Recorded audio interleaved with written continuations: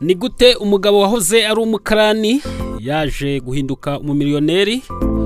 Umugabo wavukiye mu muryango ushitse cyane ndetse ukenye cyane bikomeye akaza kuba umumiliyoneri yabigeze hate? Icyo usabwa ni kimwe, ni ugukurikira iyi nkuru yacu cyangwa se ubuhamya bwacu twandikiwe n'umugabo witwa Joseph. Nyuma yuko yumvise ibiganiro byacu twagiye dutambutsa hano kuri Gonarike Plus, ndetse ashingiye ku kiganiro twakoze mu minsi yatambutse twavuga ku mugabo wagiye gukoresha DNA test agasanga abana batanu afite, abana bane afite, umwana umwe w'imfura ni wowe yabyaye ku buryo bw'amaraso. Hanyuma rero icyo ngusaba ni kimwe, za gukurikira ikiganiro cyose uze kugisoza cyangwa se ubuhamya bwose uze kubusoza. Ngewe nitwa David, reka mbono nambasuzana hose mwamuherereye, mwamuri mu Rwanda cyangwa hanze y'u Rwanda, mwumve ko mbasoje karabwira ko mbakunda. Uyu munsi tugatsa mu gice cy'ubuhamya, ariko nanone kuri ba bantu baba baratwandikiye bakatubwira ati muzatugezeho ubu buhamya cyangwa se muzabugeze ku bantu bagiye batandukanye kugira ngo bagire isomo bafata mu cyangwa se muri isi tusanzwe tubamo idukubita itatubabarira, tubona nta cyiza kirimo usibye agahinda n'umubabaro gusa, ariko nanone tuba tugomba guhangana nayo kugira ngo tugere kure aho twifuza. Ku nzozi zacu tugenda dutekereza buri munsi. Arangije atwandikira tubwira ati David, njye mfite ibyinshi byo gushimira Imana, ariko nanone iki kintu ngikubwiye ushobora ko wakibwira abantu benshi bakagikuramo isomo cyangwa se bakabafasha mu buzima bwabo bwa buri munsi. Buhamya bwa Eric, nge nafashe umwanya mbwita ngo yari yaratakaje byose ariko ntago yigeze atakaza icyizere. Joseph, hari igihe unyura mu buzima ukabona ibintu byose byakurangiriyeho ariko ntugatakaze icyizere. Ubu buhamya rakimara kubumpereza nanjye nagenda bukopeya neza mbushyira ku mpapuro nk'uko mubibona. Maze kubishyira ku mpapuro ndavuga ati reka nze kubuza kubasomera uyu munsi cyangwa se nze kubukurikirana uyu munsi, tuze kubusoma buri ku mpapuro, sindabusoma buri mu mashini cyane. Yego, ubuhamya buravuga ati yari yaratakaje byose ariko ntiyigeze atakaza icyizere.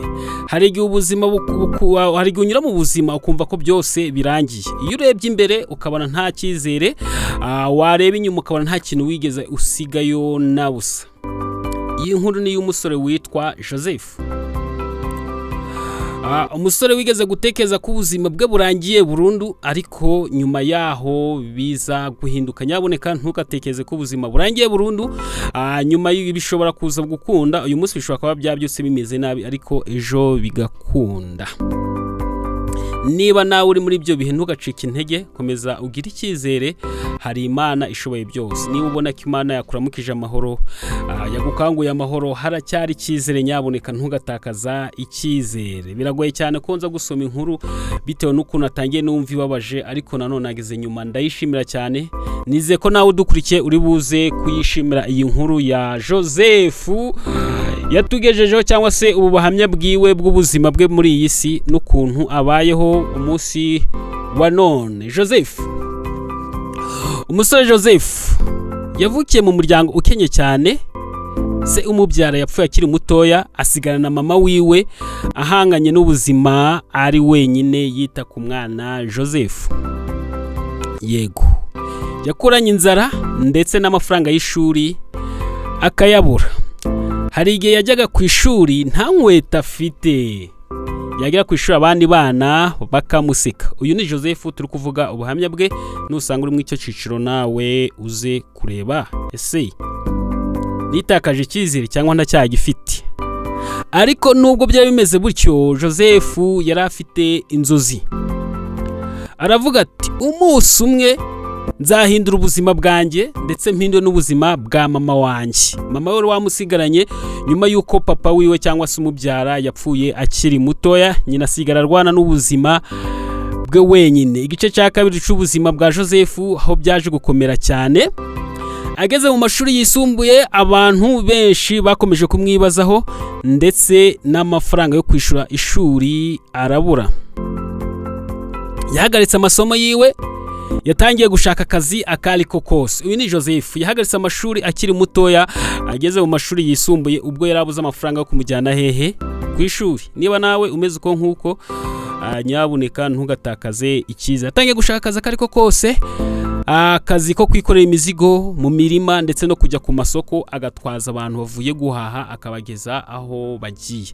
Muri rusange ni akazi k'ubukarani. Niyo mpamvu mu kiganiro muri buze gukurikira cyangwa se mwakurikiye handitseho ngo ni gute umusore w'umukarani yahindutse umumiliyoneri.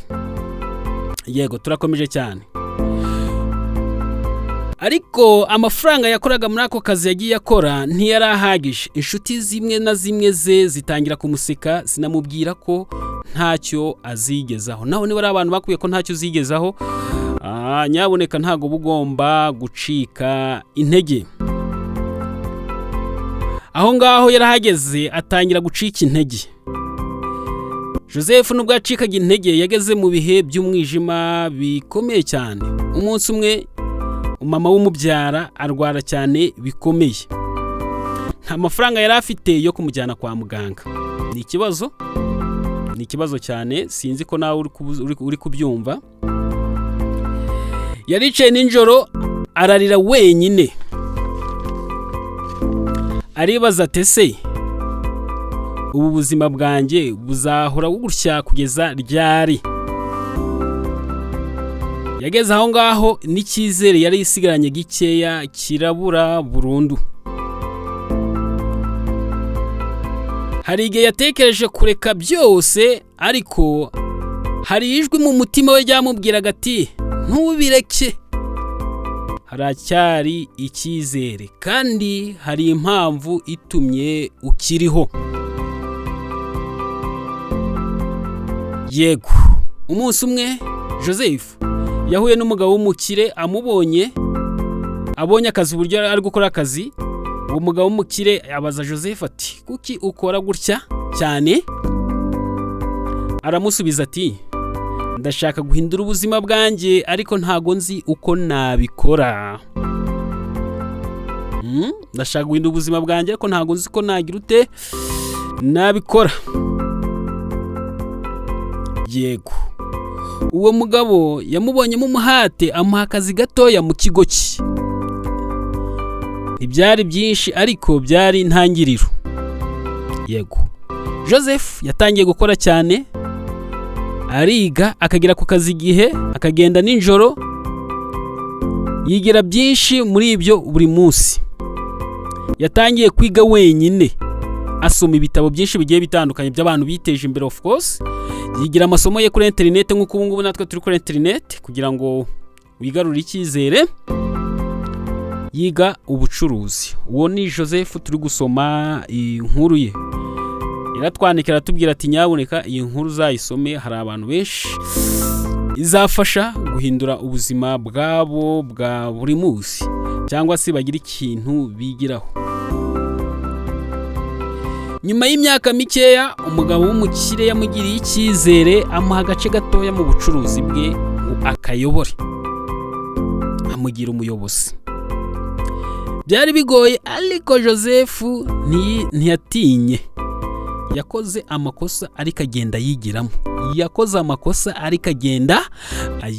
Bivuze ngo iyo ukora ugakora ikosa, iryo kosa rituma wigiramo ibindi bintu byinshi bigiye bitandukanye. Yego, amaherezo ibintu bitangira kugenda neza. Akimara kwigira muri ayo makosa, amaherezo ibintu byatangiye kugenda neza. Hashize igihe Joseph yatangiye kubona amafaranga menshi.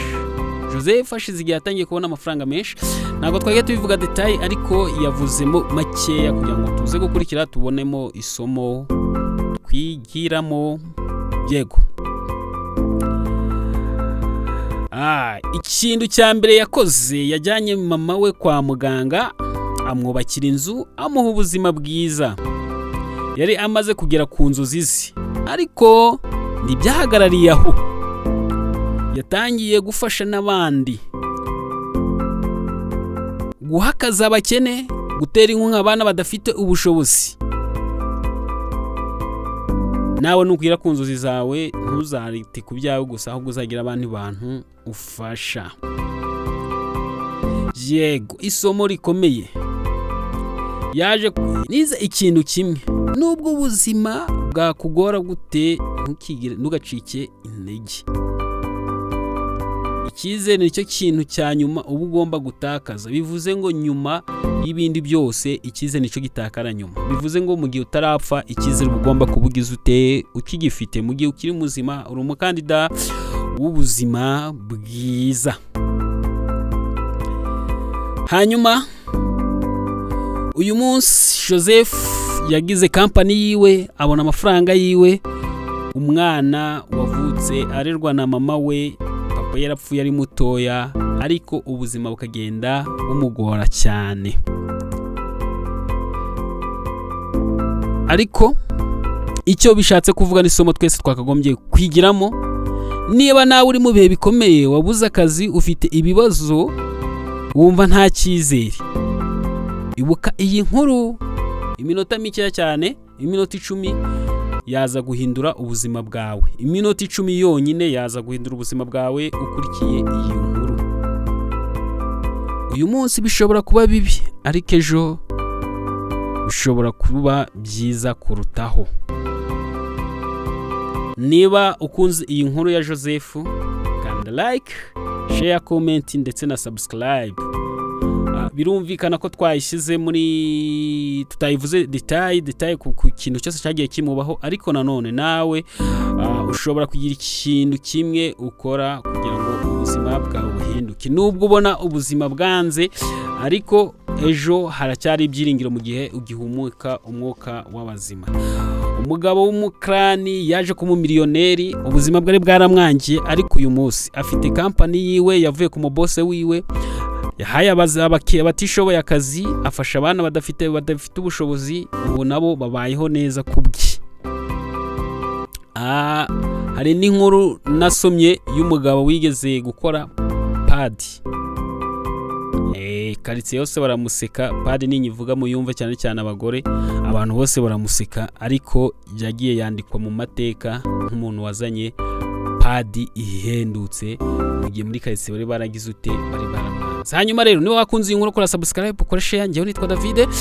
Irindi tangazo rimwe natanga nuko umuntu wese ufite igitekerezo yafasha umuntu twaza hano. Abantu benshi bakurikira YouTube bakurikiye ibintu bisetsa, ibintu bigirute, ariko uyu munsi twashatse kuganira ku kintu cyatwuhindura ubuzima mu minota 10 cyangwa 15 kugira ngo tuze kugera kuri. Murakoze cyane, twandikire, nimero yaciri hasi. Ku buhamya ufite tuzaza tubusome hano, n'ubu ufite akanya uzubutubwire, ariko uyu munsi twahisemo kubusoma nguko byagenze ubushize. Twe twasomye umugabo ufite abana yabyaye, ariko agasanga umwe w'imfura ni wewe. Uyu munsi twagarukanye na Joseph wavuze ko yakuriye mu muryango ukenye, ariko nanone ubu ngubu ubuzima bukaba bwarahindutse. Ese hari isomo wabukuyemo? Tanga igitekerezo cyawe hasi. Ese niba ntacyo ukuyemo, tubwire duhindura iki, kuko uyu munsi tugiye kuzajya tubana mu biganiro byacu bya buri munsi. Nyaboneka mukore subscribe na share. Murakoze cyane.